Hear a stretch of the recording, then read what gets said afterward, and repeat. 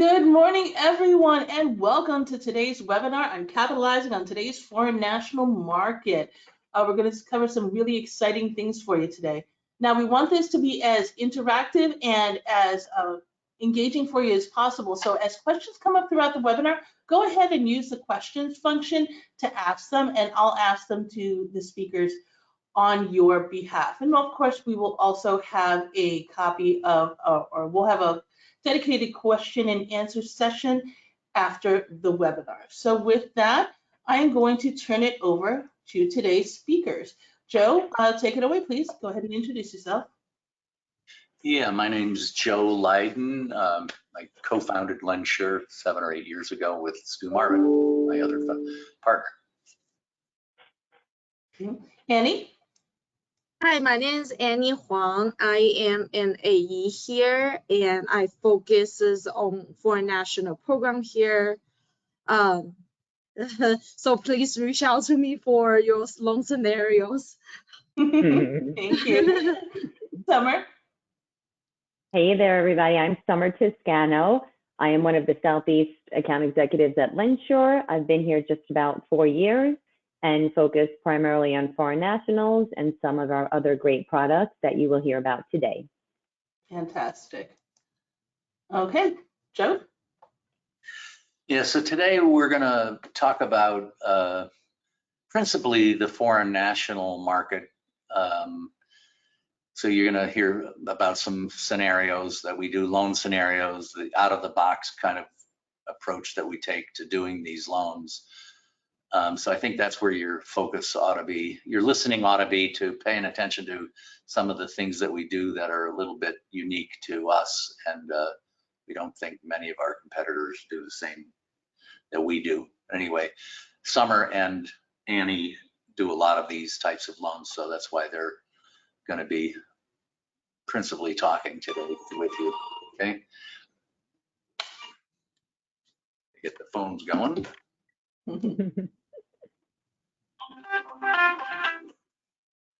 Okay, next slide. So, you know, LendSure has been founded in 2015. I've got centers in Rhode Island, Atlanta, Georgia, Salt Lake City, Utah, and San Diego.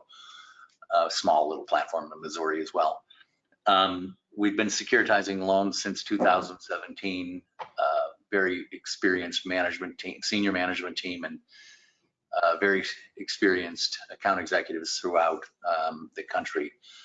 We securitize most of the loans that we do, and they perform very, very well. Just to give you a snapshot on our typical customers as they look in a securitization, typical securitization has a 742 FICO.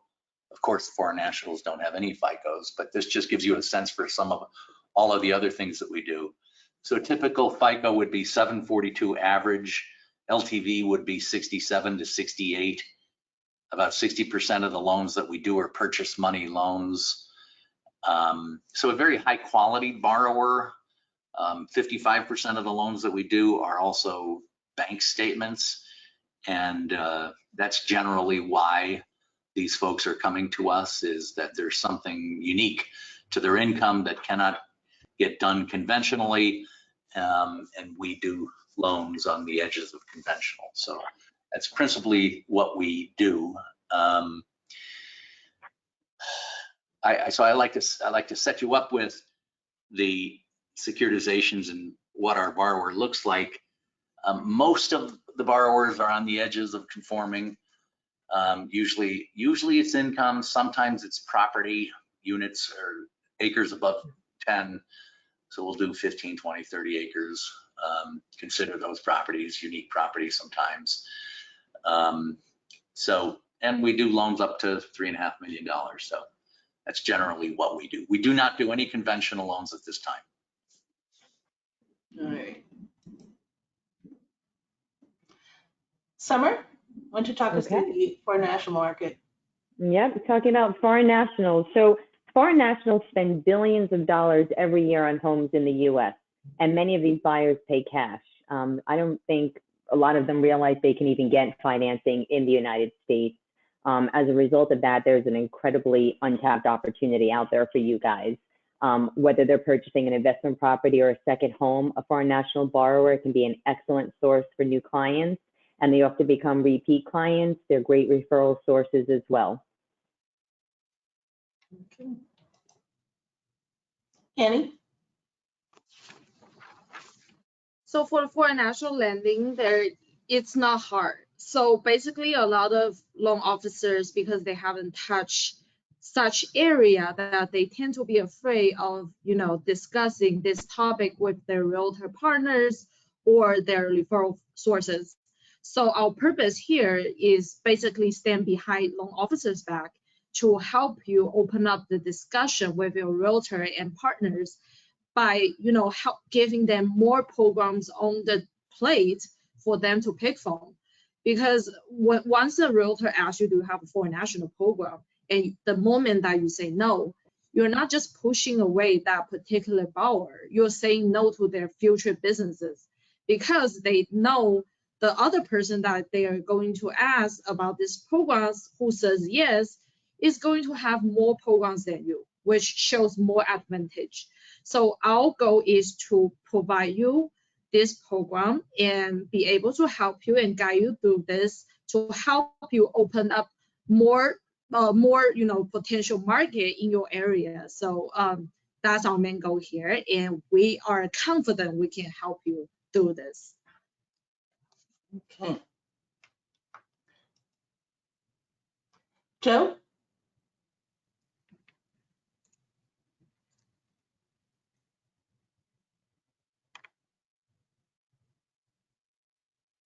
Sorry, Joe, it looks like you're muted. Sorry about that.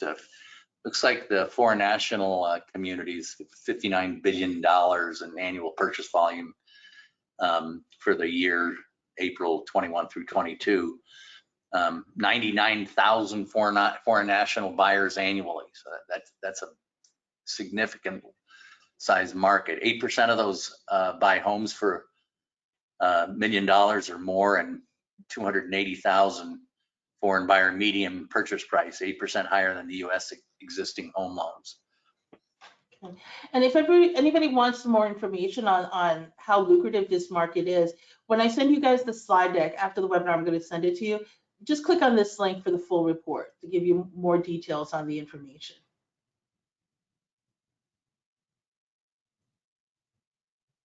I'm sorry, Joe, there's something happening with your audio. So just for more information, you guys, so here's the top foreign national buyer countries. So number one, we have Canada, and this changes annually. We got followed by Mexico, China, India, and Brazil. So you can see that there's a huge market out there. And one of the things that you should consider is that if you have somebody from these communities tend to be close-knit in the United States. So if you've got a foreign borrower for one of these countries, you do this transaction, you can be sure that they're going to be sharing this information to all of their colleagues and families, saying, hey, no, I've got a guy or a person that does foreign national lending. Definitely talk to us. Can you send us marketing piece to share with our realtors? Yes, Nancy, later on, I'm going to show you some of the resources that we have. I put together stuff. I put together some emails, some flyers, and other resources that you can definitely share with your realtors. So look out for the email that I send you after this webinar with the links to the actual marketing pieces. Joe? Yeah, the top foreign national markets in the U.S. where people are buying are Florida, California, Texas, Arizona, New York, and North Carolina. Yeah. But again, these could be everywhere. I'm hearing a lot of condo hotels and such that are in places like Utah as well. So just because you may not be originating in one of these places doesn't mean that information isn't valuable to these people. Absolutely. So foreign nationals, who are they? Who are they not? Number one, they're not U.S. citizens. They're not permanent resident aliens. A permanent resident is a borrower that does have a green card, so they do fall into a U.S. category status. They are also not non-permanent resident aliens. A non-permanent resident alien has a visa or an EAD card where they are allowed to live and work in the US, as well as an ITIN. ITINs have authorization to live and work in the US. So the foreign national does not have authorization to live and work in the US 365 days a year. They live and they work in their country, a foreign country. They have no status here. Sometimes you'll hear a foreign national that has an ITIN number. Sometimes that is for tax purposes, but that doesn't make them an ITIN borrower. If they do live in their country, they are still considered a foreign national. Okay, and Simon, we're going to go into the details of the program in just a little bit. So they're going to cover the down payment requirements. Kenny, why don't you walk us through this loan scenario? So for this loan scenario, it's actually one of the loan that I closed here at LendSure. So basically, our borrower travels back and forth between the two countries, China and United States, because their children goes to college here. So they need a place to stay while they visit here. And the borrowers only have a B1, B2 visa. B1, B2 stands for the tourist visa, which allows the foreign national to be able to visit the United States every time only for a 6 months max duration. That's the maximum they can stay. What a lot of people don't know is with just a traveler's visa, they can actually purchase a property here. And for LendSure, we do offer the highest loan to value on the market, which we do go up to 75% loan to value. As little as 25% down, those people can buy a second home here. They can buy an investment property here to rent out. And so in this case, what we did was the parents does have income from China. So what we asked for was basically an income letter from their employer to show how much they made 2 years prior and year to date, and as well as a Chinese credit report, which there is a credit bureau insist in China that they can pull credit up to 4 times a year for free themselves, and they can just get a third-party professional translation done and send both the original Chinese version plus the English to us, and we will calculate that to income ratio based on the income and credit. We do go up to 50% loan to value. And the nice thing about our program is cash to close mostly from US banks, right? They most set in a US financial institution. However, the reserves on the property can stay in the country they're from. So in this case, the borrower, the parents were able to show us their retirement funds from China to be able to show, to meet the reserve requirement, and they didn't even need to move it from, for foreign country to US financial institution. And we closed it in less than, 3 weeks. That's awesome. Jacob wants to know if a foreign credit report is required on all of our loans. A foreign credit report depends on the country. So some countries does have credit report, some country doesn't. When I first started doing, foreign national programs, I learned from my experience, the easiest way is conversation with the borrower. They're from the country, the foreign country, so they know more. Do they have a credit report or do they not have a credit report? So instead of guessing, so the easiest way to ask would be, do you guys have a credit report system in the country you're from? So they will actually tell you because they probably know more than us. Okay. Summer, why don't you walk us through this one? Yep, so this next scenario is a loan that I closed, and it happened to be from a borrower that lives in Brazil. And for your information, Brazil does not have a credit reporting system. So that's where we fall into the second part of the foreign national, where we use credit reference letters. We will detail that a little bit more in the next upcoming slides, but just to give you some information about this Brazilian borrower, he was self-employed living in Sao Paulo, and he had no credit report. So we use credit reference letters to create his credit profile. We typically require 3 trade lines. This specific borrower only had 2. So we had to use common sense to come up with a 3rd trade line. In Brazil, most borrowers own their homes free and clear, but they do pay an HOA fee. So we used 24 months proof of his HOA payments as a trade line, and we got the loan closed at 70 LTV. So one thing about this scenario, as well as Annie's and all the scenarios we do, we use common sense. We use our brain power to put your loan together, to structure it, to make sense of it, so we can close it for you. All right. Jody wants to know, what's the translation needed for documents in other languages? So we typically do require any document that is received that is not in English to be translated by a certified translator to English, as well as we prefer the currency to be converted to US dollars. And that is at the borrower's expense through a certified translator. Understood. We're also finding, oh, I'm so sorry, Rose. We're also finding some of the larger foreign banks are having the ability to print or PDF documents in English. So that's a trick that we're starting to learn that's becoming very popular. Is that popular in some countries versus others, like China versus other countries? Yes, it will definitely be more popular in other countries that their financial system is similar to the US, China, the UK. I do a lot in the UK. So Canada, those are great foreign nationals. Where some of the South American countries where their financial system is not as developed as ours, they will come over in, Portuguese, Spanish, different languages. All right. Lillian wants to know if we need to see 2 months of bank statements, and is there a seasoning of funds? Mm-hmm. So as in most of our programs, we do need to see 2 months of bank statements. We do need to source and season your assets for 60 days. They can be foreign, they can be here in the US. A lot of our nationals that we do have their money in their country.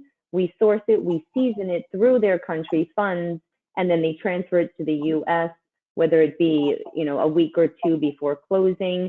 That 60-day seasoning can be a combination of US days and foreign days combined. It does not have to be in the US for 60 days.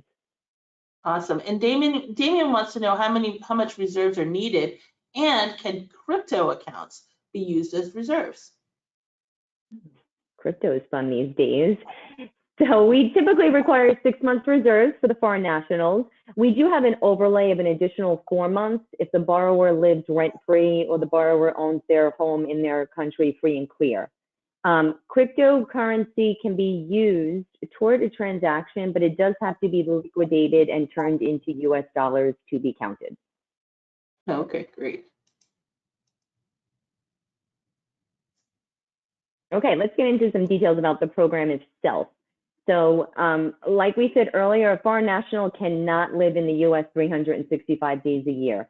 So we allow them to purchase a home as a second home or as an investment property. We can use their income from their country, or if they're buying an investment, they can choose our DSCR product. And that DSCR stands for debt service coverage ratio, which that loan qualifies on the projected rent of the property needing to cover the projected mortgage payment. There is no income associated with that. When it comes to income, we do not require any returns. We're not collecting foreign income taxes. Let me talk a little bit, Job, about that income. We have 2 ways to produce foreign income. If a borrower is self-employed, one of the options is a CPA or accountant's letter from their accountant in their country. And we need the letter to identify that they own the business, what percentage of ownership they have in the business, and for how many years they've owned the business. In addition, we are looking for the last 2 years of income and year-to-date income. We will not call their country or their accountant to verify that, but we do prefer the accountant to provide their license or credentials. If the borrower is a wage earner in their country, we will get a wage earner letter similar to a VOE that just outlines the borrower's position, their salary, how long they've been there, last 2 years income, and year-to-date income. We find that it is very easily obtainable to get foreign income. But again, DSCR is available for your investor deals as well. With regards to your credit, we have found many countries that do have a credit report. Like Annie said, most of the borrowers know. A lot of the times I'm on Google trying to find out, does Chile have a credit report? I found Argentina has one. And just to give you some background, Annie is physically in the state of California. I'm physically in the state of Florida. So although we've both done foreign nationals all over the world, most of what I do are Canada, UK, and South America, and Annie, lots of Canadians and Chinese. So we have lots of experience with different countries and different credit options. So a lot of countries will have credit reports, and when you speak with us, we'll tell you, our experience with that. And then we have the credit reference letters that we, create for the borrower. We work with them, with their financial institutions to create that file. We allow for 75% LTV on a purchase. Cash out LTVs are up to 65%. They can use their cash out as reserves, as well as have their reserves in their country. They do not have to come over to the US. We do accept various different visas, your B1s, your H1s, your Is. Certain visas, like an E-visa, might put you into a non-perm category, but most of your foreign nationals will fall probably into that B1 visa. And we do have options for no visa, which I think is on the next slide. Let's take a look. There you go. So on this one, so it has different types of visas for foreign national. When I start out a conversation with the loan officer, my first question will be, what type of visa does the borrower have? Because the reason why I ask that is because I want to understand, is the borrower we're talking about a foreign national or a non-permanent resident alien? Because income requirements or loan to value all differs. So it's very important that when you start a conversation with your borrower, you ask the question, what type of visa do you have that allows you to, stay in the United States? So that way we can figure out from there, like, what do we need and what's the loan to value and what are the rates? That's the step one. And for no visa, which Summer just mentioned, we do have a new no visa program if the borrower can create an LLC in the state they're purchasing, and we can use LLC as the title for the property, and that can get rid of the visa requirement. On this and also we will ask for a copy of the passport that cannot be expired. We just need the first page where it shows borrower's picture, the photocopy of that. And we just need a photocopy of the visa, which is one page in the passport. You do not need to scan all 30 pages of passport. We only need one of each. And also, a lot of people don't know, but please always check consistently on the website from the US government where they update visa waiver program. Because a lot of countries are actually very friendly, have a very friendly relationship with the United States. So United States have a visa waiver program for those countries to be able to come in without applying for a visa. So they, like, for example, Canada, UK, I believe Taiwan. So those countries are some of the examples, but they do update constantly. So please check that. And also, US government also has a website called sanction list. They update that every single month. So what that means is, if the country somehow is on the sanction list, there is no US financial institution like mortgage companies can do mortgages for them. But they do change.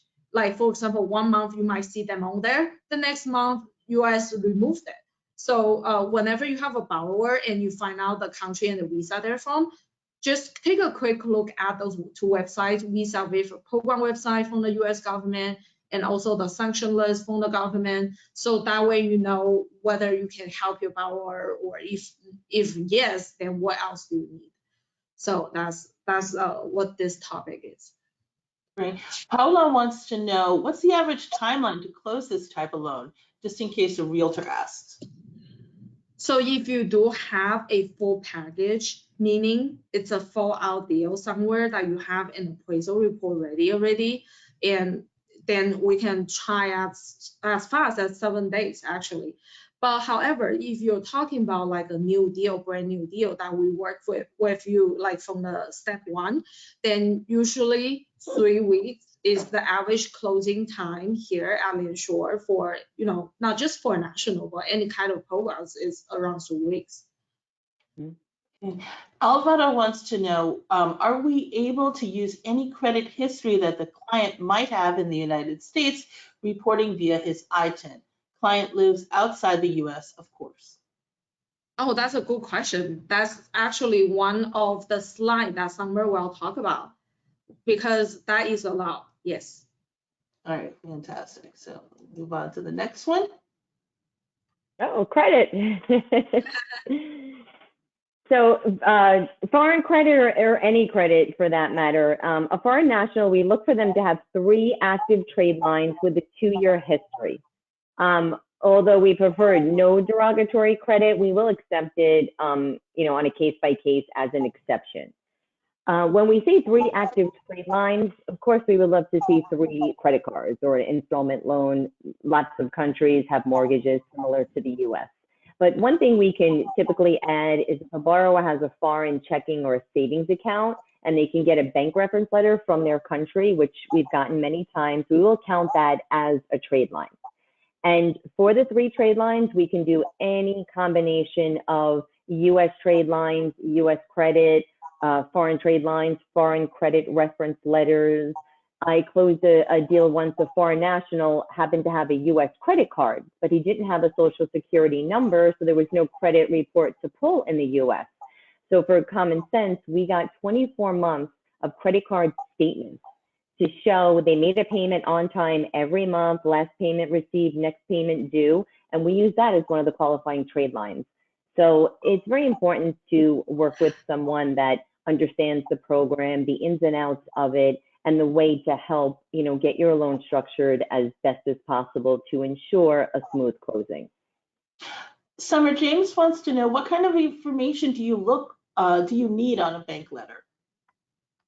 On a bank letter, so typically if it's coming from a checking and savings account, we would like to know that the borrower is in good financial standing with the bank. I have found specifically in South America, when they write their letters, they say, they're a member of this institution holding account number XYZ. They've been with the bank since 2015. They are in good standing. They are considered financial worthy. So certain countries where you have a checking and savings account and you've never defaulted or overdraft or anything negative toward that account, you're considered financial credit worthy. They hold that to a standard there. So typically that's what the letter will say, that they are in good standing with their financial institution. Now, I'm yes, you guys, I've got several people asking, yes, you will get a copy of this slide deck. Look for an email from me, Rose Waldy, about an hour after the webinar ends, and it's going to have the recording. It's going to have a copy of the slide deck, and feel free to share that with your colleagues that may not have been able to attend the webinar. And of course, you can always reach out to Summer and Annie directly if you guys have any questions or if you have any scenarios you want them to talk through with you.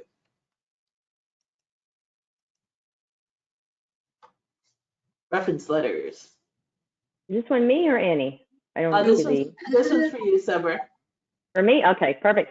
So foreign credit reference letters. So one letter from a financially known institution. So what we're looking for on the letter is to know that the borrower has an account at that institution, meaning checking or savings, as well as credit card. So this is where we're getting into the credit actual trades references.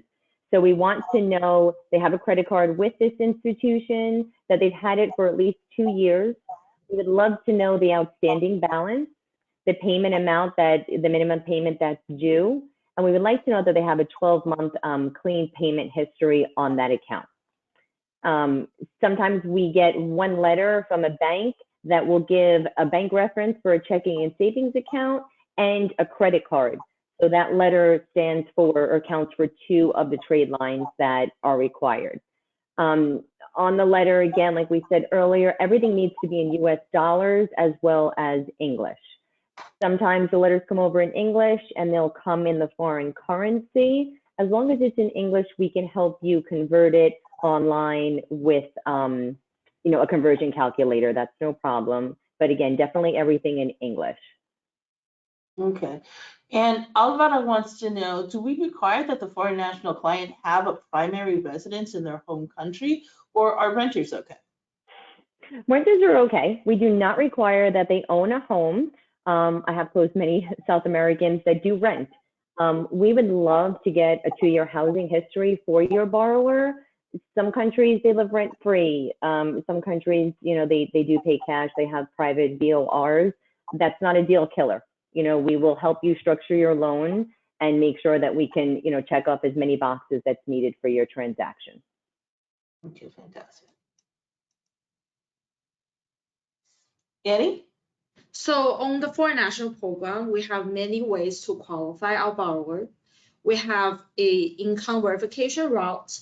We have a DSCR route. The income verification route is basically for people that is a wage earner in their foreign country. We ask them to provide a letter from their employer, which just one page, that says their name, passport number, its own company letterhead, and which explains how much they made in the past 2 years and how much year to date so far in 2023. Simple like that. Position, sign, HR's managers, phone number, email, if there's any, and website. That's what the letter is going to say. Number 2 is for self-employed. When you are self-employed in a foreign country, we do ask for an accountant letter. The accountant is supposed to mention on the letter how much our borrower's personal income was after, deducting the business expenses, how much they made for the prior 2 years, and how much they made 2023 so far. With the accountants, they're supposed to provide a copy of their license from foreign country. If that's not in English, we also need that to be translated by a professional third party, and that's for self-employed. On the investment property, we do have one option that's called DSCR. DSCR requires the subject properties rent from the appraiser's report, the 1007, to be able to cover the subject's PITIA. So with rates so far, they're not low, but however, if DSCR doesn't work, I suggest you guys try our income verification route, whether it's a accountant letter or, income from employer. So DSCR is easier because you don't actually need income, but you do have to keep in mind that the cash flow needs to be 1-to-1 ratio. So think about the property and the down payment. The more down payment you have, the borrower puts in, then the better the cash flow. So think about which route you want your borrower to be in. Do they want to be worry-free about the cash flow during the loan process, or just get it done, get the income first and just go that route? So that's about how we verify the income, and if it's DSCR, that's how we determine. Okay. Bettina wants to know if we do any commercial properties, or is it just residential? So the only thing that we go up to is 5 to 8 units, but 5 to 8 units, they have to be residential also. And sometimes our most loved CEO, Mr. Leiden here, he will approve mixed use properties, but he does require the residential space to be at least 50%. So depends on Mr. Leiden whether he wants to do those or not. Joe, any comment on that? Joe, You're muted. Good answer, Annie. I mean, we definitely are a common sense lender, so we make exceptions to our guidelines. Those are always unique one-off transactions.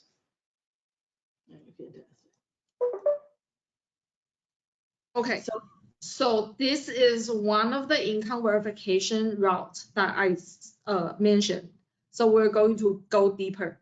So the borrowers can actually provide valid pay stub to prove income from foreign country. But so far, I found out from the foreign national that we do, we closed before the letter from employer was actually easier. Like that was feedbacks from all the borrowers that I closed. So, but there are different ways that you can present to a borrower, whether pay stub, whether letter from employer is easier. So whichever feels more comfortable with them. Translation. There is a website in the US online. It's called ASAP Translate. That company translates documents very fast inside of 12 to 24 hours. However, because it's a US based company, so they're more expensive.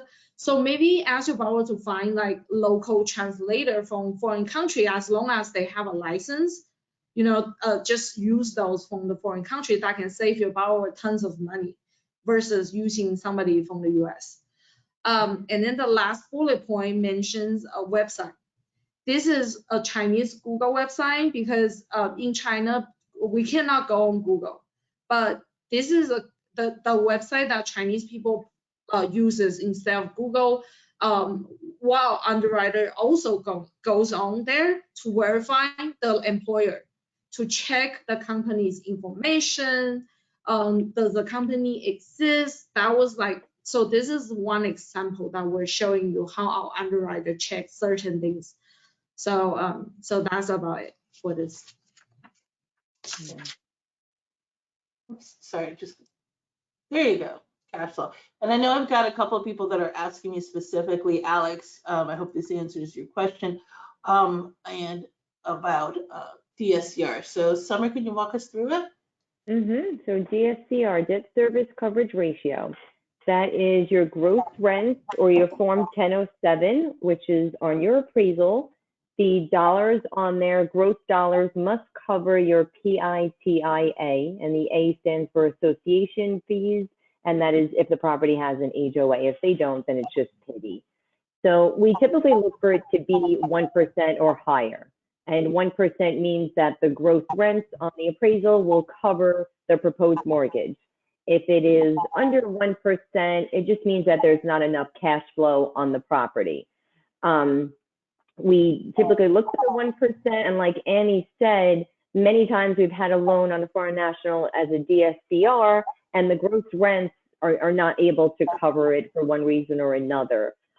We have the option of giving the borrower an interest only, and we can calculate the DSCR ratio on the IO payment, or we can at that point try to bring in income and go full doc to support the mortgage payment. We do prefer a 1% DSCR ratio. However, we will go down to a 0.8 on a case-by-case basis with exception from management and compensating factors. Okay, great. And Joe, did you want to comment on the footnote of this slide?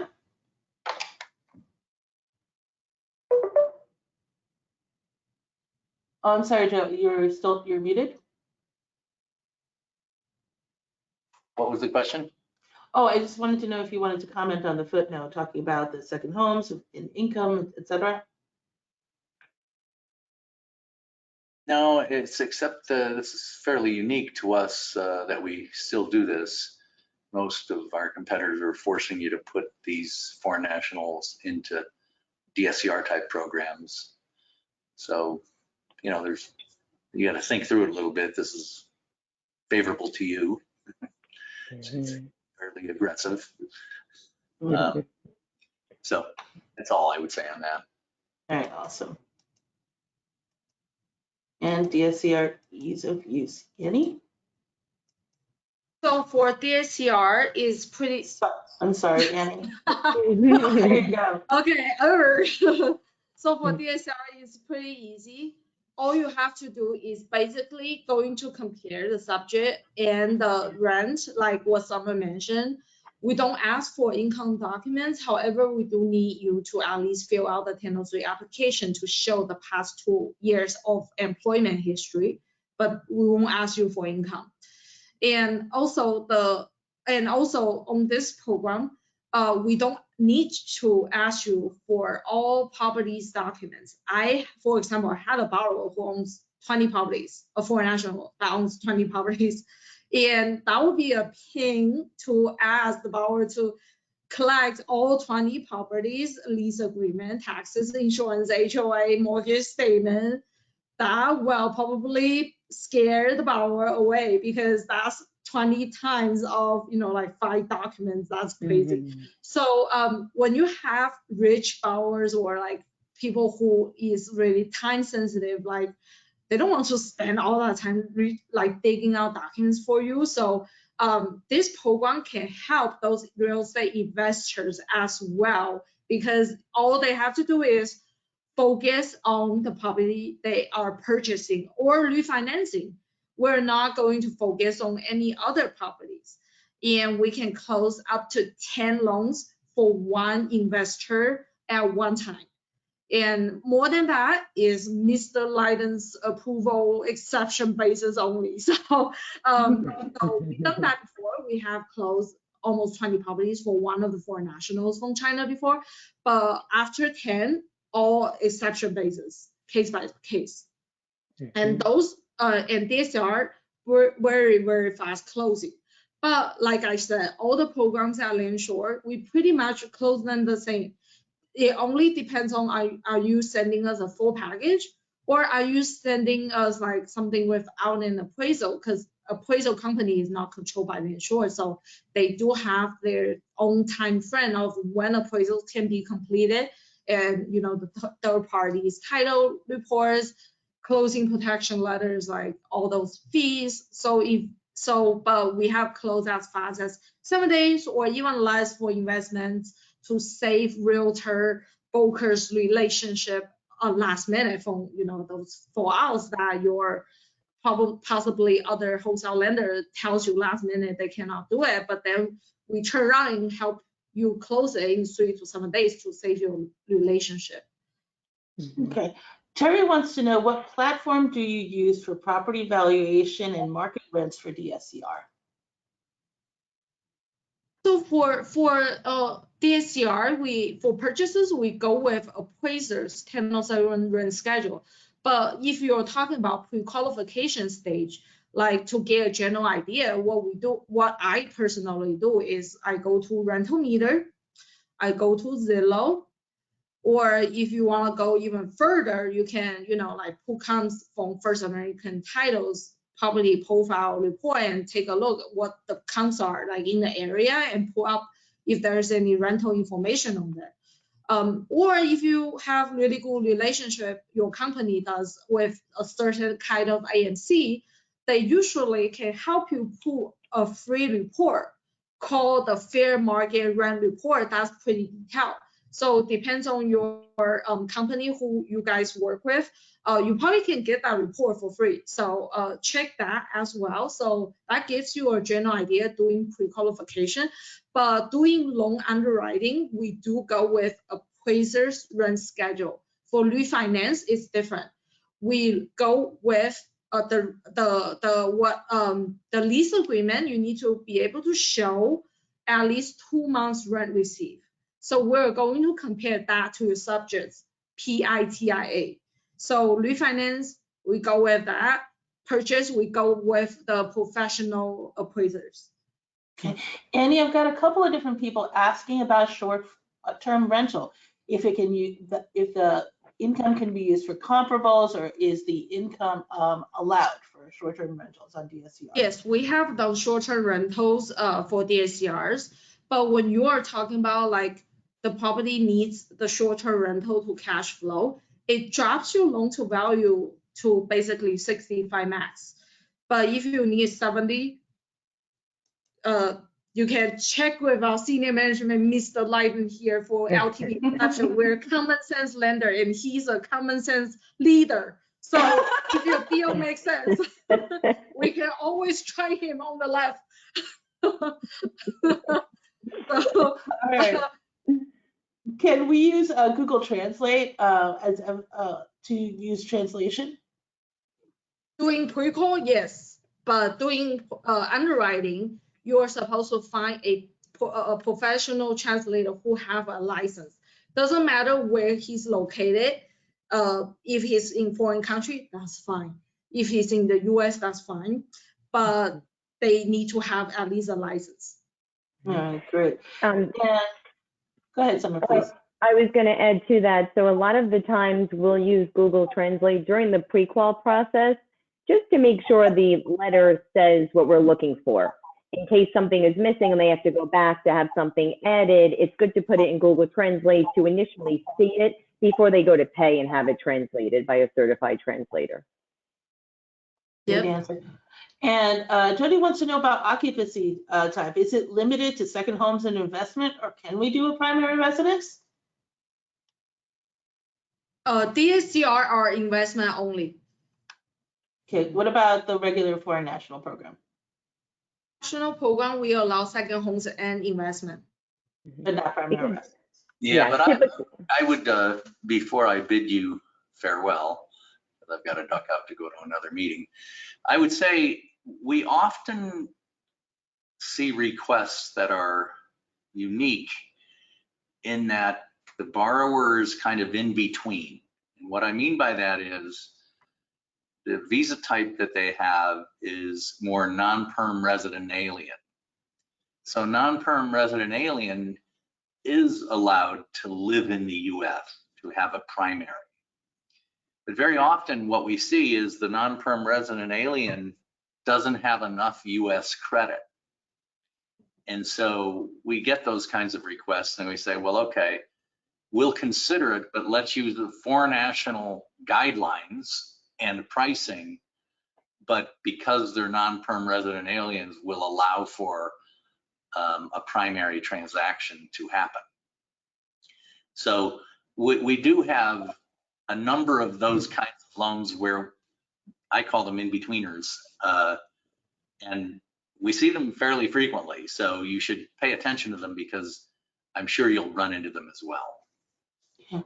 Joe, David has a question. He says, I have a group of buyers who are living here but not citizens, different visas, doctors from India, great jobs, US income, however, no US credit. Can we help them? I think I just answered that question. The answer is yes. So it's a tweener, you know, it's okay, what are we going to do here? So when I say we're going to underwrite it using underwriting guidelines, foreign national underwriting guidelines, it's got to meet that. That's kind of the lowest threshold. And so we do that with the credit and we do that with the income.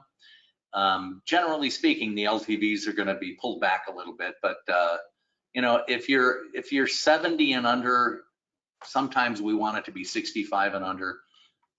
We're going to work hard to get your transaction done. Fantastic, thank you. Okay. Listen, I've got to duck out. Okay. All right. Thank you, Joe. Thank you for joining us. Hi, Jen. Bye-bye.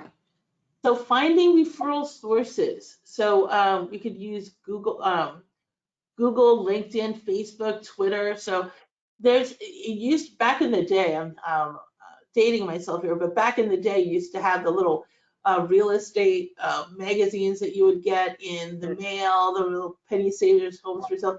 And if you see ads that are in foreign languages, that's a great lead for a realtor that may not have just one borrower, but multiple borrowers in their network. And you connect with them, let them know that you can do foreign national lending, and they can be great referral sources. Same with tax attorneys, real estate agencies for borrowers that specialize in borrowers and communities from other countries, immigration lawyers. So, and there's other groups such as ARIA, which is the Asian American Real Estate Professional Group, and NAREP, National Association of Hispanic Real Estate Professionals, that may have a ton of referral sources for you as well. So it's important to connect with that. And somebody asked previously about marketing resources. This slide deck, when you get it, these are actual links. So here's some flyers that you can download.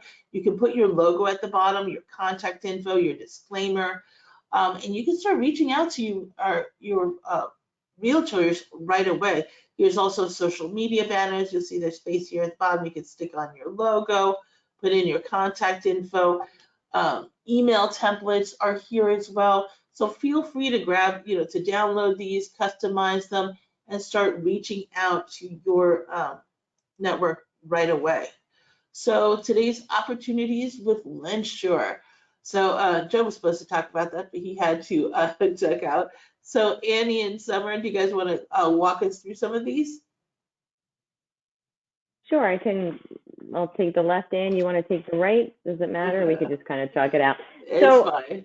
you know, we're a non-QM lender. That's what we do, non-QM loans, and that means bridge financing. We have a fantastic bridge product. We do jumbo loans, like Joe said earlier, up to $3 million. We do cash out loans for borrowers up to $1 million. And like Annie said earlier, we have Mr. Leiden on speed dial. We will call him all the time for exceptions. So if you have a cash out loan where they're looking for 1.5 million, can that be done? Absolutely, there's a good possibility. We do lots of condos, non-warrantable condos, condo-tels, condos with litigation. You know, we love loans and we love trying to make loans work for your borrowers. We have 2 to 4 unit property loans, second homes, bank statement programs, love bank statements. Yeah, it says 2. My apologies. We do not have a 2-month bank statement program anymore. Sorry about that, guys. We Yeah, also 12 have and asset 24 months. depletion program, and for borrowers who have assets but they don't have income, or like this program can be also be good for people who are self-employed or, you know, wage earner, but they don't have enough to qualify for the loan, but they do have lots of money. So we do combine income here at LendSure. We don't have to focus on one type of income to do a loan for a borrower. For example, husband can be wage earner, wife can be bank statement self-employed, or, you know, husband can be a wage earner plus lots of money, and we can do asset depletion plus W-2 for him and bank statement for her. So it's a combination of how you're thinking to qualify your borrower. So we can work with you to come up with many possibilities to help your borrower qualify. And we also have a really popular term here, interest only. We do offer a 40-year term loan here, where the first 10 years are interest only. Then it becomes a 30 years fixed, fully amortized loan. It doesn't become an adjustable rate. For example, your first 10 years interest only are fixed at 7%.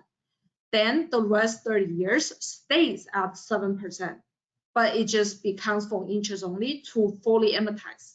So your loan rate stays the same. This has been very popular among investors because they're looking for the maximize cash flow on their investments. They're not looking, you know, for, you know, like the fully amortized loan that is going to kill their cash flow. So this has been very popular. And the next one is construction takeout loans.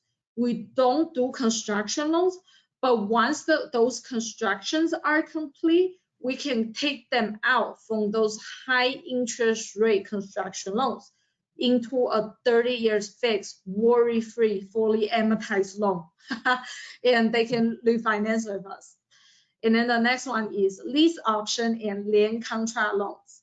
What that means is when there are land contracts between the tenant and landlord, we can review those land contracts and, you know, do them as purchase or refinance. Depends on how many years those contract has been for, or how the title company treats those, whether purchase or refinance.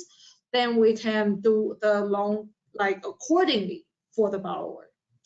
And the next one is 1031 exchanges. Yes, we do those, and we can close them in a timely manner. We have closed so many 1031 last minute exchanges that it's about to expire. Borrowers are freaking out. My 1031 is going to expire, but we are able to close them in a timely manner to ensure they can meet the tax benefit they need to close the 1031. All right, great. What's the minimum, Bettina wants to know what the minimum credit score is for a bridge loan. 660 on the bridge refi.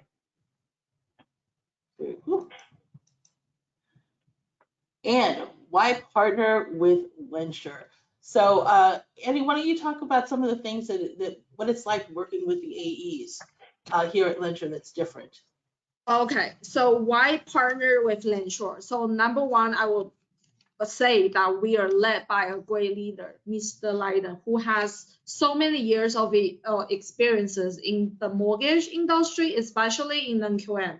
So when you're looking at a company that you can trust, who is the leader? Does he know what he's doing? Was he like a conventional, like owner, mortgage company owner before, or was he like just non-QM all his life? So he's the second type I just mentioned. He has been non-QM his whole life. And number two will be senior management. They care about customer service, like us, like the AEs here. So we do put our feet in your shoes, how you are responding to your borrower. So when you are freaking out, we're freaking out with you. We're on the same boat.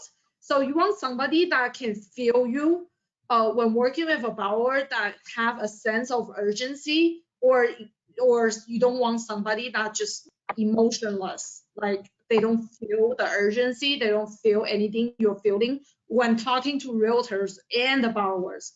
So and me and Summer, our phone are always on, and we have, so I basically have a team also. So whenever I'm on something else, Harley, Ju is my assistant. She answers the phone or emails, and I also have a account manager who also helps responding to clients. So basically, we're like on our phone all the time. So that's really important, because the moment that you don't respond to a realtor, she probably reach out to 10 other loan officers already. So timing is really important as well. And also our programs, we have a variety of programs that me and Summer just described in the last slide. So and we do common sense underwriting, and we do common sense exceptions. So it's very important to have a lender that is not like a square box where you hit one thing, then you're dead. Or like, folks, I can give you an example, like overdrafts. How many times have you heard from other lenders, once you exceed this many overdrafts, your loan is a no-go here, right? But then we, like for example, LendSure or myself, like we go into further into the question, what caused the overdraft? Because I have or non-sufficient funds actually. So before that, I discovered some clients that owns a business, they deposit checks from their clients that banks, and it shows up as NSF on their account. Is it fair to them? No. But some lenders will turn it up. They don't even want to deal with the reason why there is NSF. But we do go on to ask the question. We want to help you. We want to close the loan with you. We want to succeed together. So it shows our intention of helping you succeed to help us succeed. We're on the same boat. All right, fantastic. So with that, I'm going to open it up to continued Q&A. We've got lots of great questions coming in. Fix and flip. Can we do fix and flip for foreign nationals? Oh, I don't think for foreign nationals. No idea, exception basis. So fix and flip is actually handled by another team here, and it's led by James Voisar. So if you're interested in the fix and flip program, we can have Rose provide you with James' information, and him and his entire team can help guide you through it. Me and Summer, we're not focusing on fix and flip because we have a team here that specifically handles that. So they are experts in that with many years of experience. So we'll have Rose lead you to that. Yeah. Although I did just quickly grab up the matrix, and it does say foreign nationals are allowed on the fix and flip. So to answer your question, yes.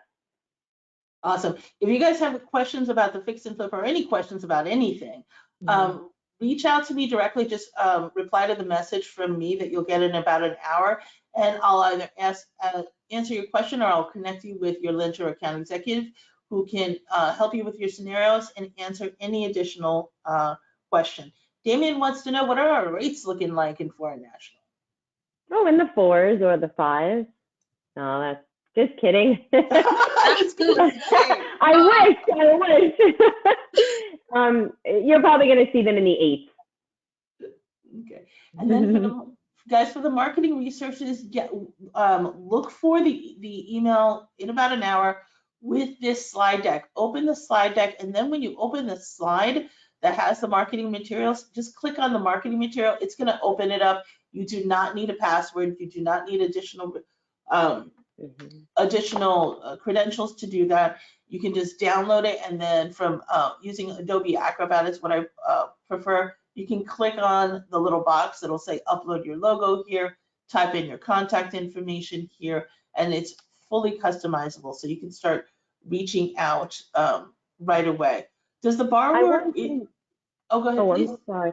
I wanted to add something. I think we did not mention it earlier when it comes to the foreign nationals for closings. We allow the borrower to close in their country. They don't have to physically come to the U.S.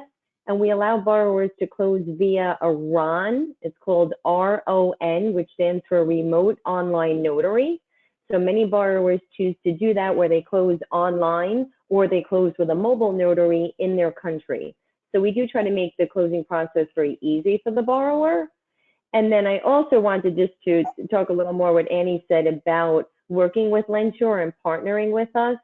We want to make sure that you guys understand how important building a relationship is for us with you. Like Annie, myself, I have a sales assistant and an account manager. That's my team. And both Annie and I are incredible salespeople to go out and get you guys to work with us and form relationships with us. But we also know that it doesn't stop there. Our success also is based on the support that we have at LendSure. So we have great support people, and we will work with you hand in hand every step of the way to make sure that your loan is structured properly and to make sure that you understand the structure process, you know, what we're doing, how we're doing it, why we're doing it. We have a very thorough pre-qualification process. So when we come back with you and say your borrower is pre-qualified based on, you know, all of these things that you provided to us, all of these things that we've created a file for your borrower, we then will submit your loan and make it go live. And we are 99.9% positive we will close your loan. We never want to fail. We never want to take a loan live and have it not closed. That's not ever an option for anyone, you know, working at LendSure. So it's very important that you guys understand that when picking a lender to work with. Thank you, Summer. Is the borrower required to have a bank account in the United States? So they're not required to have a bank account in the United States. We do prefer that their cash to close come from their country and hit a U.S. domiciled bank account in their name before it goes to the title company. We prefer that for anti-money laundering rules. However, our favorite Mr. Joe Lydon is available to approve money going from their country directly to the title company and bypassing a U.S. bank account. We do need management approval for that, and we do need approval from the title company that they will accept those funds directly from the foreign bank as well. All right. What's the max DTI for full doc? 50%. Okay. Does the credit reference letters require 12 months or 24 months of timely payment credit history? They require 12 months of timely payment history, but the account needs to be open for 24 months. Ah, okay, yeah, you were saying that. Tricky, yes. Okay. What if one borrower is a U.S. citizen and one is a foreign national? Is it allowable under the foreign national program as a primary residence? I think it's allowable. I think it ultimately depends on, you know, are they living in the U.S.? Are they living in a foreign country? You know, that would be a case by case depending upon where they are living, where their income is coming from, you know, what their current situation is. Do you agree, Annie? So basically for when the loan involves a U.S. citizen, my suggestion is because for U.S. citizens and permanent resident aliens, we're supposed to verify the income from the U.S. because we do have ability to repay that is attached to U.S. citizens and permanent resident aliens versus for nationals, it's not attached to them. just because we get audited by, every year for the loans that we sell. So basically, I would suggest from my personal perspective, can the foreign national borrower qualify the loan by herself? So instead of, pulling the U.S. citizen into the game of this loan transaction, because husband and wife, you can both be on title. It's just the loan that we're talking about that can we just qualify with just the foreign national by herself? Yeah, I think they just want to know if that's a kind of workaround so that they can do a primary residence. Yeah. I think it is a workaround, but it does depend on, where the income is coming from. Also, usually if they are married legally and one is a citizen, isn't indirectly the spouse allowed to stay in the U.S. through the marriage? Don't know. That's a good question. I was asking Annie her opinion. Well, now that I think about it, I think actually our CEO approved something like that, where the U.S. citizen use income from the U.S. and the foreign national use the income from foreign country. Yeah. So let's say, proceed with caution, case by case. It's not a hard no. We'd have to look further into that. Yeah. Can we do an EB5 visa? EB5 or E5? Does EB like Barry 5? Yeah, we do it. I close about 5. Oh, okay, great. What is the fee structure for to the loan officer on these programs? Borrower pay compensation. They can charge up to 3 points, but how much they can sell to the borrower, but it's max 3 from the borrower. So technically, So most of our loans are borrower paid compensation, where the borrower is paying your points, your fee, cash at the table out of pocket. We do have the ability on most of our loans for your borrower to finance your broker points, any lender discount points, and any non-recurring closing costs on top of the loan, which gives them the ability to lessen their cash to close. We call it stacking. It's extremely unique. It's very niche-y, but it is very detailed. So we can get further into that offline, with Annie or I, or if you have a current account executive, but it definitely is a wonderful option. Okay. And I think we already answered the question about the RON, virtual closing. You had said yes. Someone used to live in the US and got a green card, but then he moved back to Mexico and he never renewed his green card. He has a Social Security credit history and in the US and an LLC. Can he apply as a foreign national? Yes, especially if the green card's expired and his current residency status is in Mexico. Yes. Okay. Of course, with income. Did I already ask you what the max LTV is for non-warrantable condo? Non-warrantable condo is 75%. Condo tell is, yes, non-warrantable condo is 75. A condo tell is 65.